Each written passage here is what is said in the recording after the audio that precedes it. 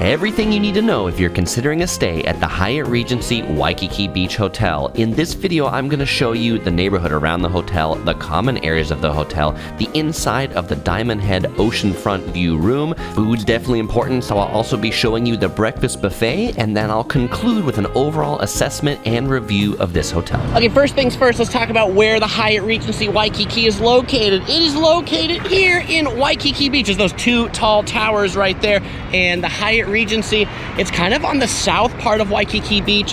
You could call it oceanfront. There are no other hotels in front of it. The last oceanfront hotel that doesn't have a road in front of it is the Westin Moana Surfrider right there. But I actually really like this location, Waikiki Beach, because I love this Kuhio Beach Park that I'm swimming in right now, because it's a protected beach right here, meaning that there's a little rock jetty out there, and so if you've got little ones or you just like to swim without a lot of waves, you can do it right here. Now that we've seen the neighborhood around the hotel, let's check out the hotel itself. But first, I want to talk to you about the parking situation. The parking, self-parking, is actually across the street in the Hyatt Regency Ballroom right up there. There's 8 floors in this parking structure. The hotel usually does valet parking that you'll see right here, but it was currently closed due to the pandemic and only self-parking. This parking structure does leave something to be desired. The spaces are really narrow and it's hard to go up there, so hopefully you have a small car if you're doing self-parking. So now from that usual valet area, you enter in the hotel on the ground floor into this ground floor open air atrium. On the right, we just passed a wedding dress shop. There's a sunglass hut, and then to the left is an ABC store where you can get everything a tourist would ever need. Now to head up to the lobby, we actually go up this escalator to the 2nd floor, but I will point out that right here in the atrium, there's a whole ton of other shops that way that we'll take a look at in just a little bit. Now just up that escalator and down the hallway, we get to the main lobby of the hotel. The concierge desk is on the left to book activities, reservations, and on the right is the front desk. When we checked in, there was quite a long line. This is the 3rd day of our stay. There's also quite a long line of check-in time. I think right now they might be a little bit understaffed. Now, if you have luggage, there's only one way to get up here with luggage, because you can't take the escalator. There is one elevator, which you'll find in the center of the building, just down this way. There is a white and blue awning that goes up to the spa. That's what you'll have to take from the ground floor to the 2nd floor to get up here to the lobby. You'll see it right back there. If you're looking for it, just kind of walk right next to the waterfall, and then you'll find the elevator to come up here. Now, when you're heading up to the guest rooms, the elevators to go up to the guest rooms only go from the 2nd floor up to the guest rooms. So if you're coming here with strollers or things like that, which we were, it's a little inconvenient because you have to take that one elevator in the middle and then transfer to the guest room elevators, which are over here. So you got to take 2 elevators to your room if you've got wheeled things or you're in a wheelchair, because you won't be able to use the escalators to get from the ground floor to the lobby. Now that we've checked out the lobby and parking, let's check out some of the restaurants and shops. Starting on the north end of the hotel here under the Eva Tower, we have Urban Outfitters clothing gift shop that takes up 2 stories on this corner. Just next to Urban Outfitters, down in the basement, is the Kirin Chinese restaurant just down this staircase. I'm not really sure if this is even open right now. It looks a little bit dirty, might be closed due to the pandemic. And then along the sidewalk here, you'll find tons of gift shops. I should point out the Honolulu Cookie Company, which is really popular for cookie souvenirs to bring back home. There's an UGG store. Why you'd want to buy really warm boots in Hawaii, I'm not sure. You'll find a few more clothing stores, a surf shop. But one store a traveling princess really liked was Dylan's Candy Bar. This place is all about candy. They've got ice cream, they've got sweets. If you've got a kid with you, I'm sure they'll love this shop. In the corner, you'll find a cafe with ice cream, with smoothies, and shave ice. If you're looking for a place in Waikiki to get some Hawaiian-style shave ice, you can get it right here. Now, if you don't have a sweet tooth, but you have a sushi tooth, you'll find a sushi shop right next to the ABC store that we went by earlier. This place is called Furusato Sushi, and you can see right there in the window all the sushi chefs making up that tasty raw fish. Now, you can enter into the hotel a lot of different ways to that 1st floor atrium, but one of the ways is through the ABC store. This is one of my favorite ways because this area is air conditioned, so this is what I'm walking through to get to the ground floor atrium. Now, as I mentioned before, anything you'd want as a tourist, wines, drinks, sunscreen, you'll find at the ABC store. This is the escalator that we started up at the beginning. And so let's take a look at what's inside the atrium. Right here is a gift shop that doesn't look like it's currently open. On the left, you'll see that candy bar that I walked by earlier. It opens to the front street and also to the inside. There's a little gallery here that you can get some Hawaiian style art. One thing you'll want to know about if you don't have breakfast in the hotel is this Coffee Hawaii. Pretty good coffee shop. They've got pretty inexpensive breakfast things. I've seen long lines here in the morning, so this is an inexpensive breakfast spot. In the center of the atrium is a really impressive 3-story waterfall. Our traveling princess liked looking at this one, and then the spa is right there on the 5th floor. Tucked in the corner behind Urban Outfitters is Local Motion, kind of surf shop, gift shop kind of thing. It's also got the elevator that'll take you up to the 2nd floor. The 2nd floor is home to a lot of tour operators that were closed when I was here. Notably, if you're renting a car, there's a Hertz, Dollar, and Thrifty rental car office here on the 2nd floor. Now, there are a few more shops that I skipped on the 1st and 2nd floors, mostly because they were closed, likely due to the lack of guests due to the pandemic. So on the 3rd floor, between the 2 hotel towers, you'll find the hotel's quite small swimming pool. It's a big hotel, and this is the only swimming pool in here. There's a hot tub there in the back under that roof, but you're right next to the beach, so that's probably why it's okay to have a small swimming pool, because you're literally 50 steps to the sand from this hotel. Now, if you are headed to the beach, you'll probably want some pool chairs and some towels. You can pick them up right at this service desk at the swimming pool. If it isn't open or closed yet, you can also pick up towels and chairs by the bell desk over by the parking garage. Across from the pool, you'll find a small but well-appointed gym. The hotel's main restaurant is called Shore. It's on the 3rd floor. This is where the breakfast buffet is. During the pandemic, they've been doing a pretty good job of a breakfast buffet. They serve you as you go by. Every day they've had different eggs Benedict. This is our 2nd day here. This is a salmon Benedict. Our traveling princess loves the fresh fruit they have here. Yesterday was watermelon, today it's strawberries, but most important, definitely get the papaya.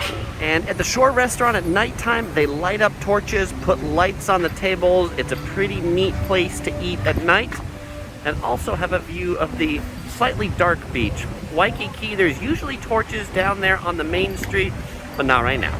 In addition to dine in for the buffet due to the pandemic, you can also take it to go. 3 eggs Benedict to go right here, a whole bunch of papaya to go. They give you 2 containers per person. By the way, prices work out to be $29 for adults if you're paying for about $10 for kids. But if you take it to go for your room, most of these rooms have really great views. This is a super sweet place to eat breakfast. Even a little better view up here than down from the breakfast buffet. And for elite Hyatt members, the Regency Club is located right through the Shore restaurant. It wasn't open right now, but I'm sure it'll be open again. And on every guest room floor, something I really like, they've got ice machines, but not just ice. They've also got filtered water on the ice machines as well. This water actually tasted pretty good. And if you're looking for the fancy filtered water machines, you'll find these flow water filtered machines on the 3rd floor by each of the elevators. This is room 2762, a Diamondhead Oceanfront View room in the Diamondhead Tower. We are going to show you around. Now, as we come into the room, this room has 2 queen-size beds. I will point out to you that it does have a crib in the middle of the room. Cribs are complimentary here at the Hyatt, and our little traveling princess is definitely going to enjoy her crib.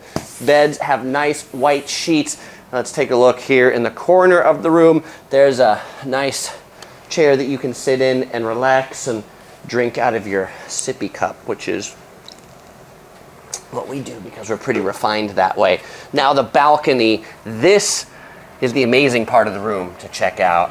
And I will invite you out onto the balcony to see the full view. Come out onto the balcony. Let's take a look at this. She's not gonna go too close to the edge, but come over here and you take a look at this. Over that way, you can see Diamondhead out there, the famous Waikiki hike.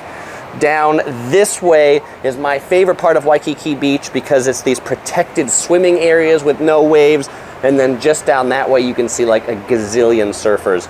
And if you wanted to eat, there's a nice table out here that you can eat on. Okay, let's go check inside. Okay, so now that we're back inside, there's a big long desk in the room, lots of power ports right here, big flat screen television. If we come over here, the room comes with 2 complimentary water bottles and They've got ice machines with filtered water just out in the hallway on every floor, which is nice.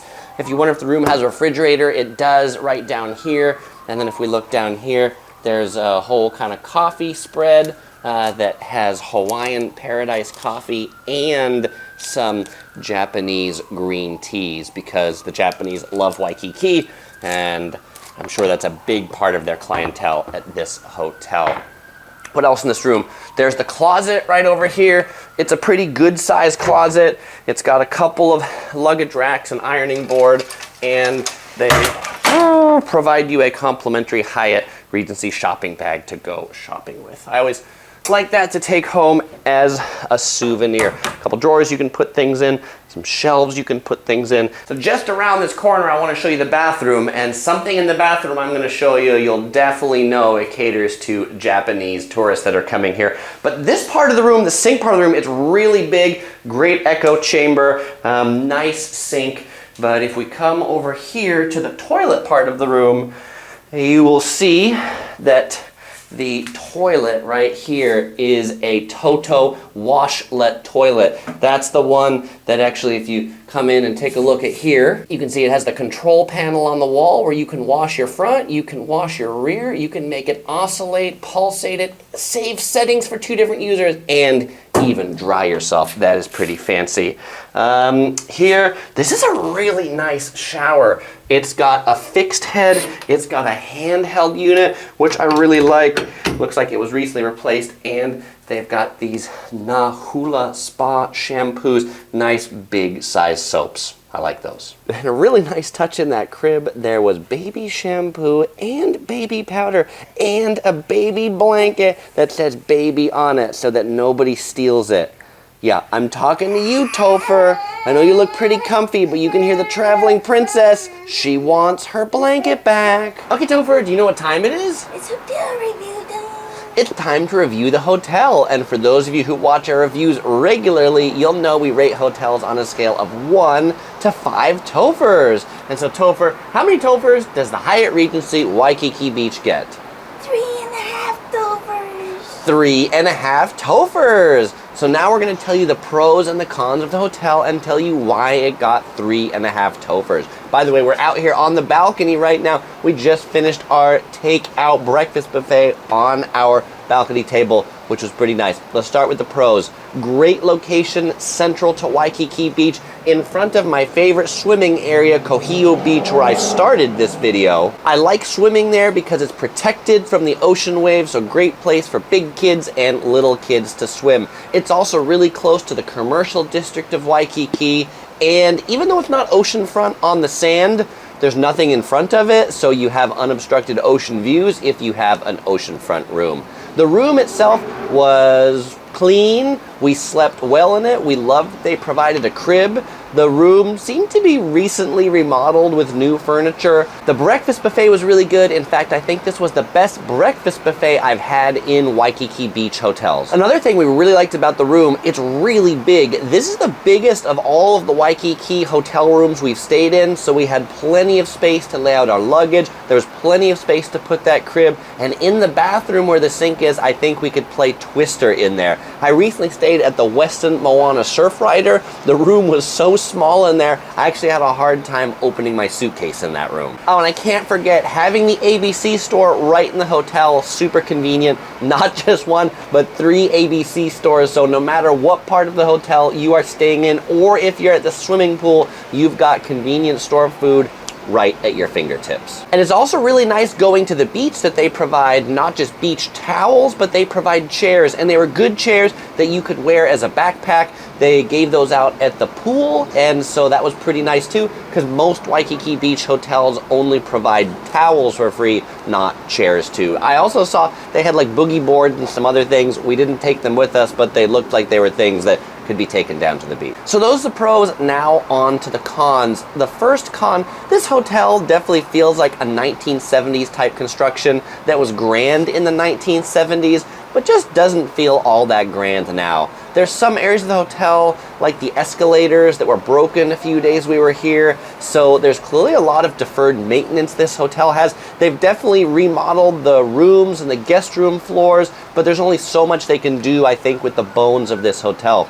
Also, since it's on the main street in Waikiki Beach, although the room was quiet from the other rooms, we did hear quite a bit of road noise coming from that road down there when loud motorcycles and things like that would go by. That's what you're going to get with the hotel in Waikiki that's not oceanfront. If you have a truly oceanfront room with just the beach in front of you, that'll be a lot more quiet than the room back this way. Now, something that I give as a con in almost every Waikiki hotel that I've stayed in, and includes this one, is the parking situation. The parking garage is somewhere between mediocre and awful. The spots are tiny, the way to go up is tiny. It's 8 floors, but it feels like 16. Cars get stuck in it all the time. During the pandemic, there was only self-parking, and so that made it worse. If I came here, I don't like valet parking, but I would valet park just so that I didn't have to drive in that parking garage. And so finally, just to sum up the cons, this is a Hyatt Regency, which is one of Hyatt's kind of top-end chains, and it just doesn't feel like one. It doesn't feel that grand like most Hyatt Regencies should.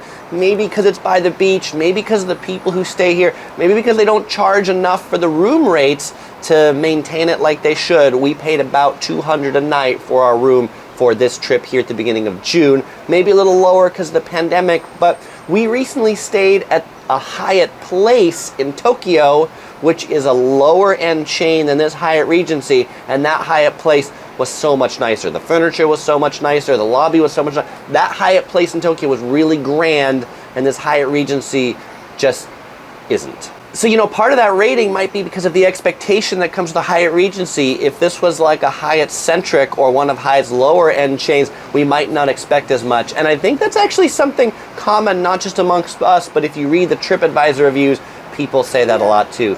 People also cite on TripAdvisor that they hear noise from the other rooms. We didn't really hear noise from the other rooms. I think it's because this little Diamondhead Oceanfront room is like a room off to itself. I feel like a lot of the noise in the hotel came from underneath the doors, that's where the noise came from. We did smell some marijuana smoke from other balconies near us, even doing this review, but I don't know that the hotel can be faulted for the people that were just sending smelly smoke towards us. But now the question really is, would we stay here again if we came to Waikiki? And I think the answer is yes, we would stay here again. As I said earlier, we love the location, we love the breakfast buffet, we love the really big room, we loved all the baby amenities they provided for our traveling princess. There's actually one last con I forgot to mention, which is that the situation of the elevator doesn't go all the way down to the ground floor. The elevator only goes down to the second floor for the guest rooms, and then you have to take an escalator down to the ground floor. Made it super inconvenient with a stroller where we had to transfer elevators. We basically left the stroller in the car and only used that when we went around because it was so difficult to get the elevator down, out with the stroller. So if you are disabled, use a wheelchair, you have a stroller, just know that's going to be a big inconvenience in this hotel because the guest room elevators don't go all the way to the ground. But all that being said, we still would stay here again. If you want to see more of our hotel reviews for Waikiki, you'll find the link here on the screen to all of our Waikiki hotel reviews that include the Marriott, the Hilton Hawaiian Village, the Westin Moana Surfrider, and the Sheraton. As usual, we won't say goodbye because we'll see you in one of those videos.